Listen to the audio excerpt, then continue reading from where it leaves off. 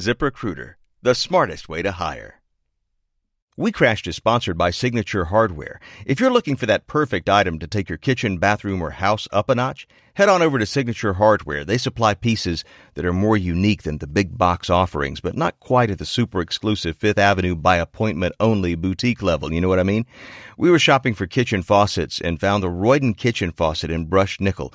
It looks a whole lot more elegant than anything else I've seen at the local stores or anywhere else online for that matter. You can switch between aerated stream or powerful spray with a push of a button, and the hand sprayer magnetically locks into place after use. It has this timeless look like everything does at Signature Hardware. I can't believe I'm just now discovering this incredible store. You can check it all out for yourself at signaturehardware.com/WeCrashed, and you'll be amazed at the variety and quality of the products they carry. And they've earned it, too. Signature Hardware has over 20 years of experience supplying vanities, sinks, tubs, and hardware, of course. Plus, they stock the classics, the latest styles, and they're in sync with trending colors to make sure your look looks great. And they've got an outstanding customer service team to help guide you through the whole process. Visit signaturehardware.com/WeCrashed to find your style today. Real life isn't always perfect, but with Signature Hardware, it is beautiful.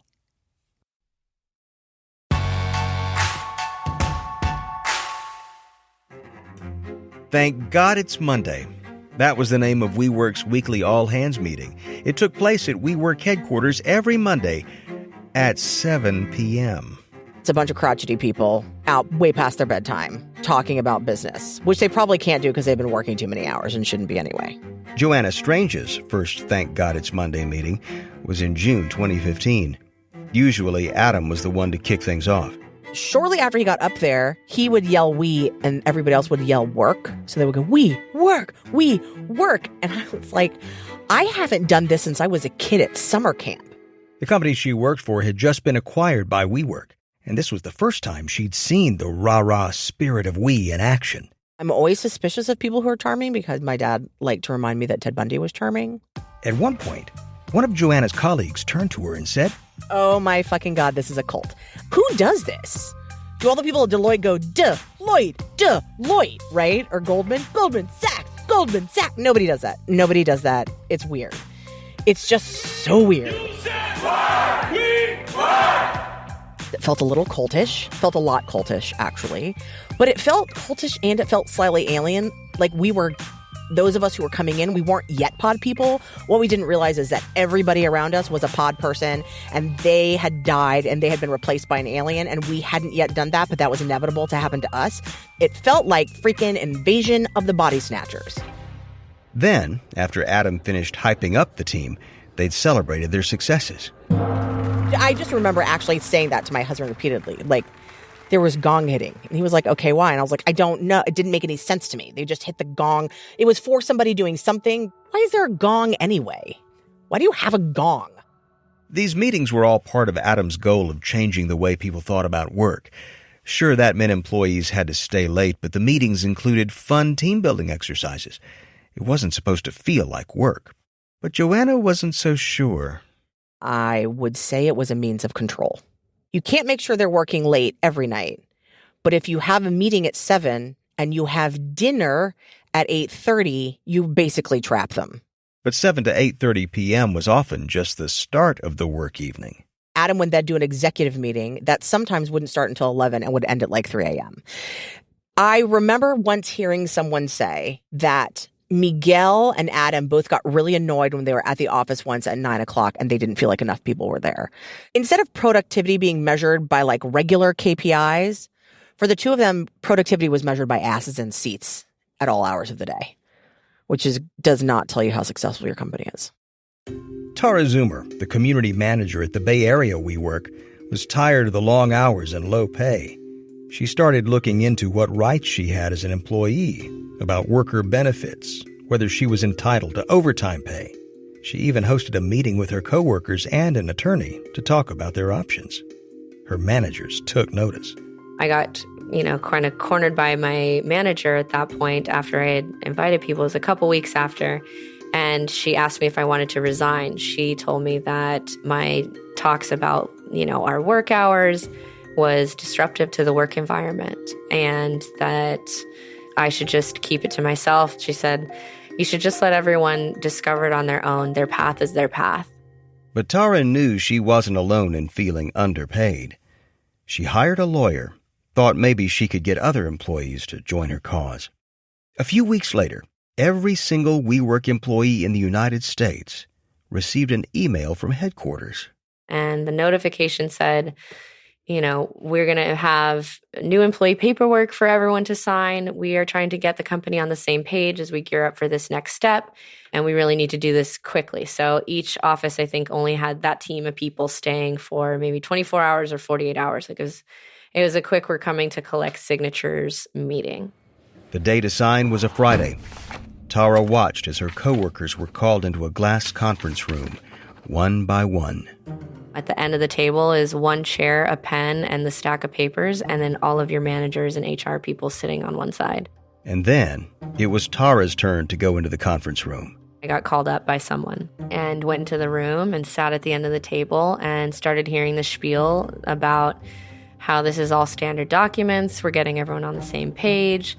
This is your new employee handbook. The handbook ran more than 50 pages. But as I listened to them speak about the other documents, I really just was sitting there quietly. I didn't even have my hand on the pen. I just was, because I know I can't read legal language that fast, nor am I going to read this when I'm in a room with my managers feeling the pressure to sign this. It just didn't feel right to me. At the end of the explanation, Tara politely asked to take the weekend to review it. When she got home, she started reading. It says, I waive my right to a trial by jury. That includes for any claim I could have, whether that is a claim of racial discrimination, sexual harassment, like in my case, a wage question that came up. I knew I couldn't sign this document. Tara wrote to HR and said she wouldn't sign. She also sent an email to every single employee at the company warning them to read the document carefully before signing.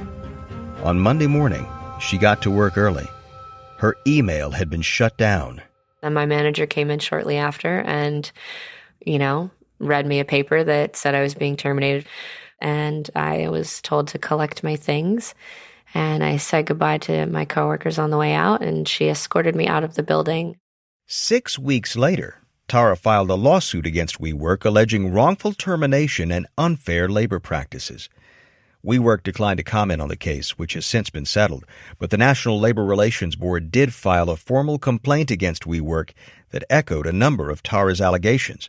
Tara's wasn't the only employee lawsuit filed against the company at the time. In fact, employees were getting fed up with the way the company was run at the top, in ways both big and small. Early one morning at a WeWork space in Washington, D.C., an employee arrived at work. He walked into the game room, which included a pool table and a video game console. The employee noticed right away the room stank like stale pot smoke. Then he noticed empty, dirty cups all over the ground. He went straight to the security footage to see what had caused this mess. As he scrubbed through the footage from the night before, 2 long-haired figures came into frame. They were pouring shots of tequila, downing them, then pouring again. He advanced the footage further, and then he realized it was Adam Newman with WeWork's vice chairman, Michael Gross. There was the CEO of the whole company pouring tequila and slamming shots, playing the video game Time Crisis, firing away at the screen, smoking weed. And then, finally, the CEO and the company's vice chairman stumbling out of the office late at night, leaving their trash for someone else to clean up.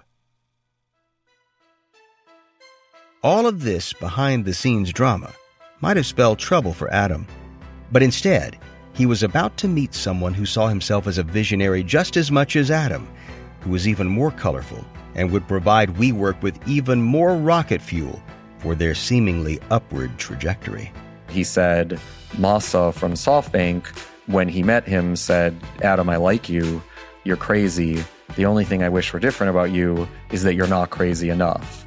And he was telling me that anecdote in order to say, I'm not bluffing. This is exactly the kind of thing that I'm totally up for doing.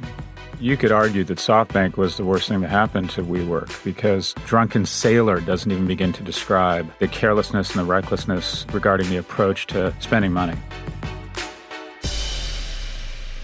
That's on the next episode of WeCrashed. From Wondery, this is episode 3 of 6 of WeCrashed, about what happens when idealism and greed run headlong into business reality.